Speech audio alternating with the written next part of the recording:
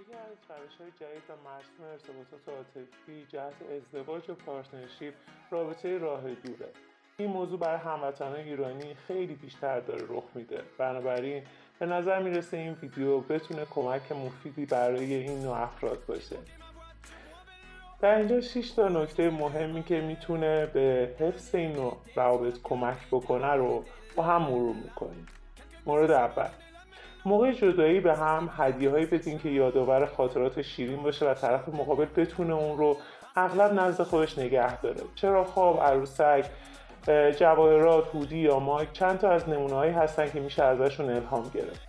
نیاز نیست هدیه خیلی بزرگ گرون قیمت بشه، فقط تمرکزتون روی این باشه که برای دو نفر معنی خاصی داشته باشه یا اینکه بتونه برای هم معنی خاصی پیدا کنه. دوم، برنامه‌ریزی روزانه مشترک تنظیم کنید. با توجه به اختلاف زمان مناطق مختلف جغرافیایی این برنامه‌ریزی رو باید انجام بدید. تفاوت زمان رو درک کنید. صبور باشید و یاد بگیرید که از نظر انرژی و برنامه‌های زندگی در زمانبندی‌های مشابهی نیستید. لازم زمان‌هایی در دسترس بودن خودتون و طرف مقابل رو برای هم مشخص کنید تا بتونید برای تماس‌های تصویری و تلفنی دچار نگرانی نشین و با آرامش با هم در تماس باشید. با این کار به مرور به یک برنامه‌ریزی مشترک و منظم و با آرامش میرسید. 3.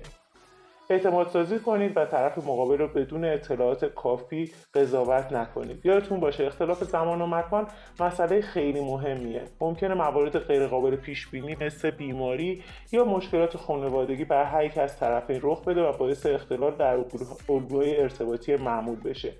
در این موارد اولین فکری که به ذهن میرسه اینه که خیانت رخ داده باشه یا مواردی از این دست. توی چنین مواقعی بهتره به جای احساس ناامنی سعی کنید با شریک زندگیتون صحبت کنید و بهش بگین چه احساسی دارید و ازش بخواید که با توجه به بعد مسافت بهتون کمک کنه که موارد نگران کننده از ذهنتون پاک بشه و بهتر بتونید فکر کنید. 4. مهم نیست چند وقت یک بار با هم صحبت میکنید. مهم اینه که گفتگوتون با کیفیت و مفید و آرام بخش باشه. زمانی که دو نفر از هم دور هستن ارتباط پایدار خیلی مهمه. لازمه دقت کنید که لازمه سطح مناسب و متعادلی در ارتباط رو حفظ کنید. مثل هر چیزی تعادل لازمه. تماس‌های زیاد ممکنه نتیجه عکس داشته باشه. تماس‌های پی در پی و ارسال پیامک‌های زیاد ممکنه باعث ایجاد احساس خفگی فرسودگی بشه. بنابراین تعادل رو پیدا کنید و بیشتر روی کیفیت مکالماتتون تمرکز داشته باشه. مکالماتی که تو حیطه عقاید مشترک و مورد علاقتون باشه. 5.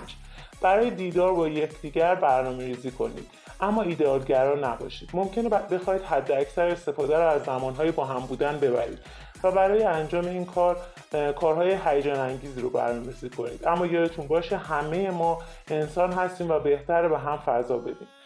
تا حد امکان انعطاف پذیر باشید. ممکنه مواقعی پیش بیاد که یکی از سفر خسته باشه و فقط دلش بخواد با طرف مقابل فیلم ببینه، یا ممکنه پرواز تأخیر داشته باشه و برخی برنامه‌ها به هم بخوره. در این مواقع لازمه دقت کنید که نکته مهم جریان ارتباطی شماست، نه لزوما کارهایی که قصد داشتید. 6.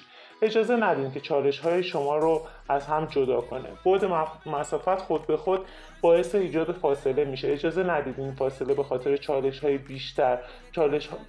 بیشتر بشه. چالش‌ها رو با هم در آغوش بگیرید. گاهی اوقات بعضی ناامنی‌ها میتونن بهترین فرصت برای شناخت بهتر و بالا رفتن اعتماد و بررسی فرصت‌های جدید بشن.